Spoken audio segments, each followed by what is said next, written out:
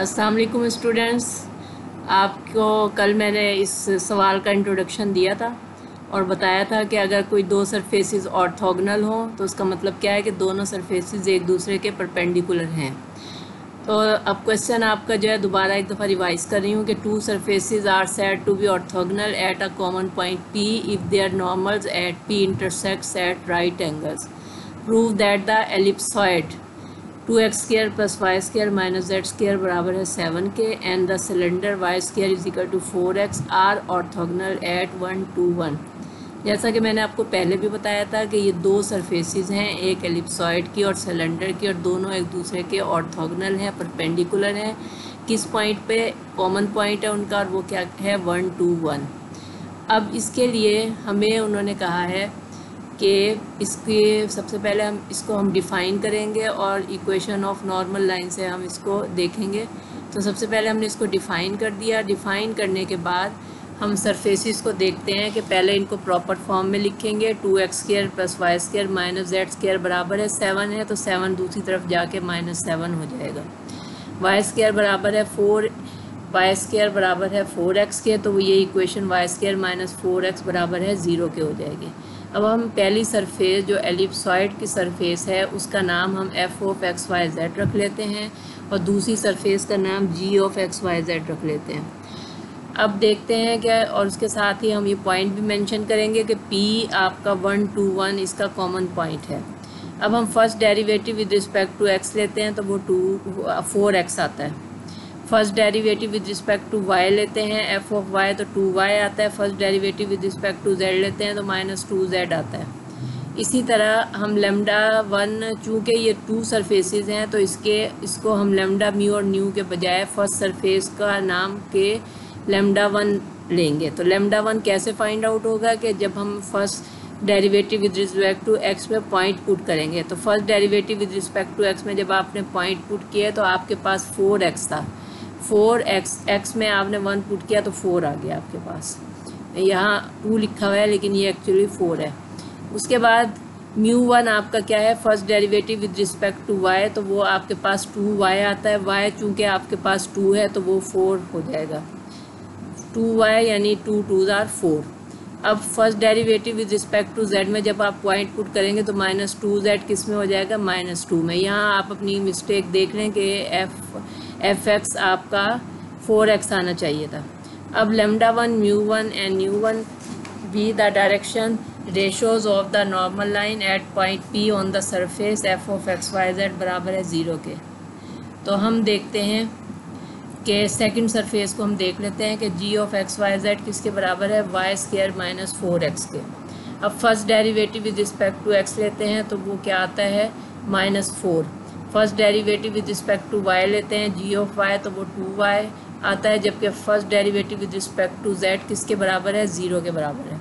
इसी तरह हम यहाँ λ2 μ2 एंड न्यू2 की वैल्यू निकालते हैं। λ2 किसके बराबर है कि जब हम g(x) यानी first derivative with respect to x में पॉइंट पुट करते हैं तो -4 है, तो -4 ही रहेगा। μ2 में first derivative with respect to y में पॉइंट पुट करेंगे तो वो 4 आ जाएगा, and first derivative with respect to z में आप पॉइंट पुट करेंगे तो वो 0 ही रहेगा। अब आपको पता है कि परपेंडिकुलर की कंडीशन क्या है कि λ1 λ2 + μ1 μ2 + न्यू1 न्यू2 बराबर है किसके, 0 के होना चाहिए। अगर आंसर 0 के आ जाए तो ये ऑर्थोगोनल है। तो हमने इसमें λ1 और λ2 की वैल्यू पुट की, μ1 μ2 की वैल्यू पुट की, न्यू1 न्यू2 की वैल्यू पुट की। आंसर आपका क्या हो गया, 0। This shows that the normal to the surface intersect right angles at the common point P, hence the given two surfaces are orthogonal. ये क्वेश्चन हमारा प्रूव हो गया। अब हम नेक्स्ट देखते हैं। उसके बाद हमारा क्वेश्चन नंबर 12 है कि determine A and B so as to make paraboloid y किसके बराबर है, ax² + bz² orthogonal to the ellipsoid at point 1 2 1। अब पॉइंट इसमें उन्होंने कहा है इसमें भी ये दोनों सरफेसेस, एक पैराबोलाइड की सरफेस है और एक एलिप्सॉइड की सरफेस है, और दोनों सरफेसेस एक दूसरे के पेंडिकुलर हैं एक कॉमन पॉइंट पे 1 2 1 पे। लेकिन यहाँ ये बात ये देखें कि क्वेश्चन आपका ये है कि आपने इसमें जो कांस्टेंट पैराबोलाइड में जो आपके कांस्टेंट मौजूद हैं, y किसके बराबर है, ax² + bz², इसमें जो कांस्टेंट ए और बी मौजूद है उन्होंने कहा है कि ये आप फाइंड आउट करें। तो इसको फाइंड आउट करने के लिए हम सब क्वेश्चन स्टार्ट करते हैं। सबसे पहले हम देखते हैं कि गिवन सरफेसेस आपकी क्या है कि Y A X square plus B Z square. तो हम इसको प्रॉपर फॉर्म में लिखते हैं A X square minus Y plus B Z square बराबर है 0 के। तो सेकंड सरफेस को भी हम प्रॉपर फॉर्म में लिख के हम इसको सॉल्व करते हैं। फर्स्ट सरफेस का नाम हम F of X Y Z रख लेते हैं, सेकंड सरफेस का नाम G of X Y Z रख लेते हैं, जो कि कॉमन पॉइंट पर इंटरसेक्ट कर रहे हैं।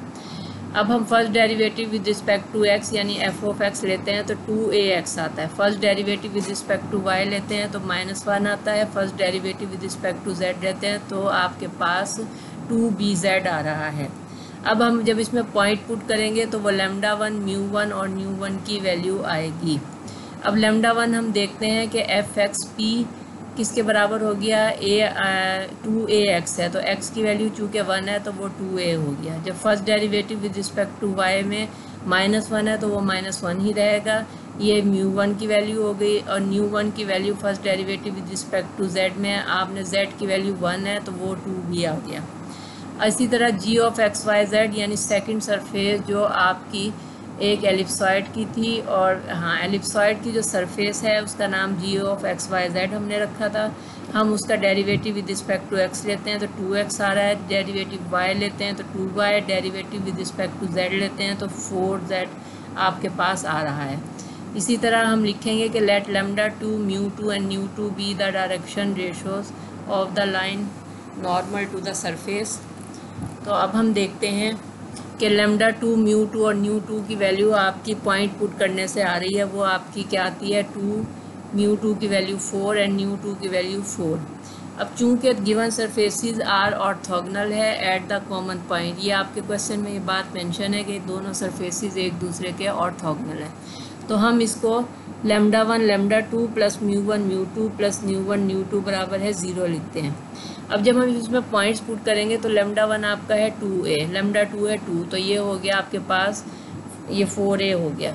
μ1 μ2 -4 और ये आपके पास हो गया 8b। अब इसमें 4 कॉमन निकल रहा है, जब हम 4 कॉमन निकाल लेंगे तो ये आपके पास आ जाएगा 2 कॉमन निकल रहा है तो ये आपके पास है 4, दोनों हाँ जी 4 कॉमन है सब में, तो आपके पास आ जाएगा a प्लस 2b -1 बराबर है 0 के। ये इक्वेशन नंबर 3 कहलाएगी। हाँ जी, since P lies on the surface so its equation is satisfied. अब आप देखें कि जो आपकी पहली इक्वेशन थी ax² प्लस bz² बराबर है 2 के, तो उसमें आपके कांस्टेंट a और b मौजूद है और क्वेश्चन में आपसे पूछा गया है कि a और b कांस्टेंट की वैल्यू निकालनी है। तो हम इसको कहते हैं कि ये इन पॉइंट्स से गुजर रहा है 1 2 1 से, तो इसमें 1 को हम सपोज करेंगे कि x है, 2 को सपोज करेंगे y और z को सपोज करेंगे 1। जब हमने इस इक्वेशन में x की जगह 1 पुट किया और z की जगह 1 पुट किया तो हमारे पास आंसर आया है a प्लस b बराबर है 2 के। अब ये आपकी एक इक्वेशन नंबर 3 है और एक इक्वेशन नंबर 4 है। इक्वेशन नंबर 3 वो है जो आपकी परपेंडिकुलर कंडीशन पुट करने से आई है और इक्वेशन नंबर 4 वो है जो कि आपने ax² प्लस bz² बराबर है 2 में पॉइंट्स पुट किए हैं। अब हमने चूँकि इस क्वेश्चन में है कि determine a and b constants की वैल्यू निकालनी है, तो हम इन दोनों इक्वेशंस को सॉल्व करेंगे, सब्ट्रैक्ट करेंगे 3 को 4 में से। सब्ट्रैक्ट करने से b की वैल्यू -1 आ जाती है।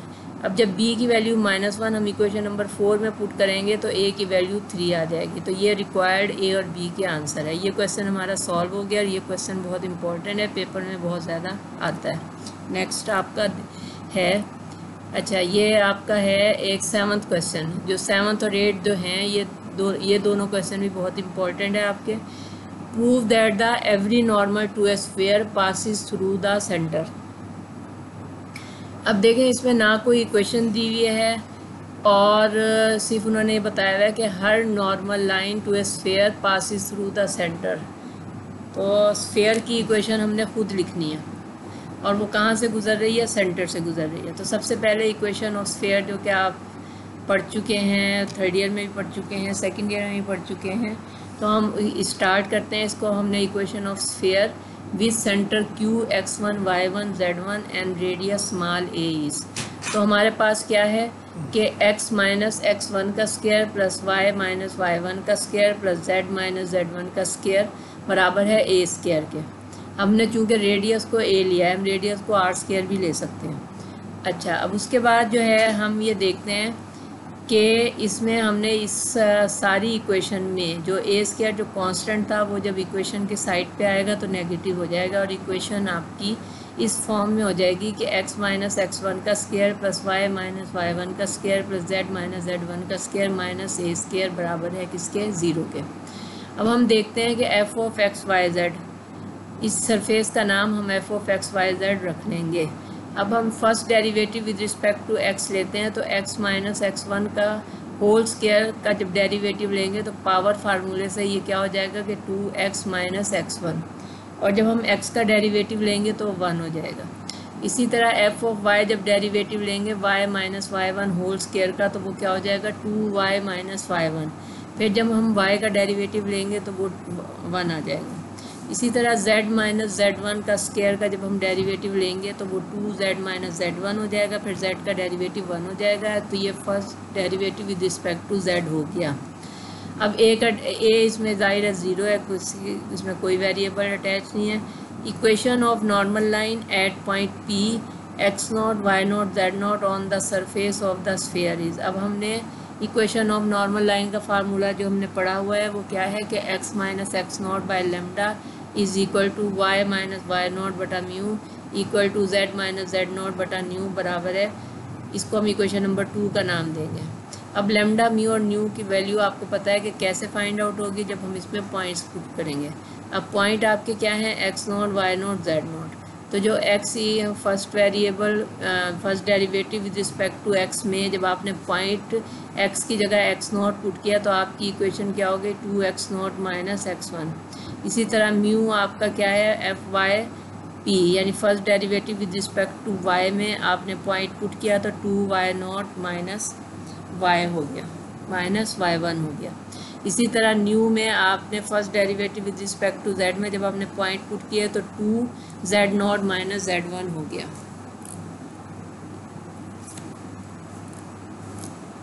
अब ये सारी वैल्यूज़ हम इक्वेशन ऑफ नॉर्मल में पुट करते हैं। अब इक्वेशन ऑफ नॉर्मल आपके पास क्या है, x0 minus x0 by lambda. Lambda की जगह आपने क्या लिखा 2x0 माइनस x1, 2 म्यू की जगह 2y0 माइनस y1 है, न्यू की जगह 2z0 माइनस z1। अब हम देखते हैं कि जो हमारी इक्वेशन नंबर 3 में हम substitute the coordinates of the point q x1 y1 z1 in 3 put कर लेते हैं, यानी x को हम किस में चेंज कर देते हैं, x1 में। तो x1 माइनस x0 बटा 2 x0 माइनस x1 हो गया, y1 माइनस y0 बटा 2 y0 माइनस y1 हो गया, और z1 माइनस z0 बटा 2 z0 माइनस z1 हो गया।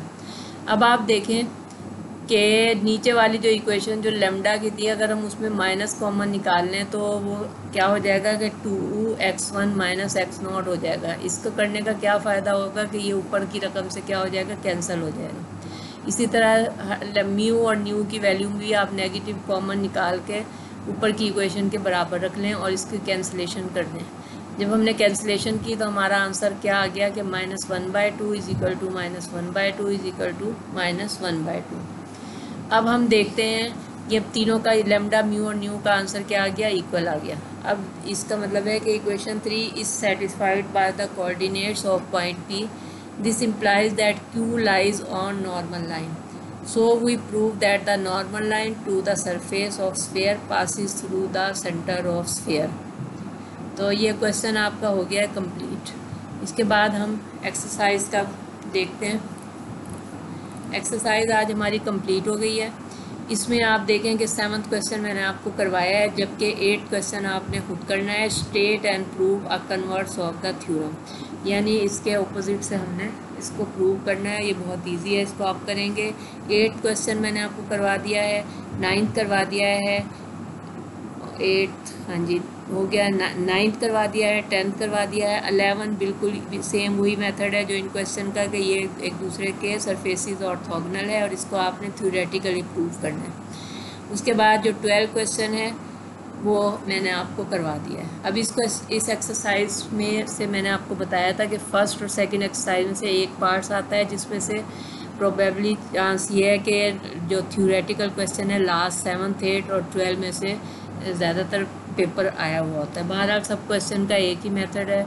आपने देखा है कि 4th ईयर का कोर्स आपको मैंने पहले भी बताया था कि ज़्यादा इजी है 3rd ईयर की निस्बत। यहाँ आपके चैप्टर्स भी कम हैं और चैप्टर्स भी बहुत इजी हैं। तो आप इस एक्सरसाइज को आप कंप्लीट करें और फिर मैं नेक्स्ट आपको जो है डिफरेंशियल का इंट्रोडक्शन दूंगी। डिफरेंशियल का इंट्रोडक्शन आपकी जो बुक में जो दिया हुआ है वो बिल्कुल सही दिया हुआ है, उसको आपने पढ़ना है।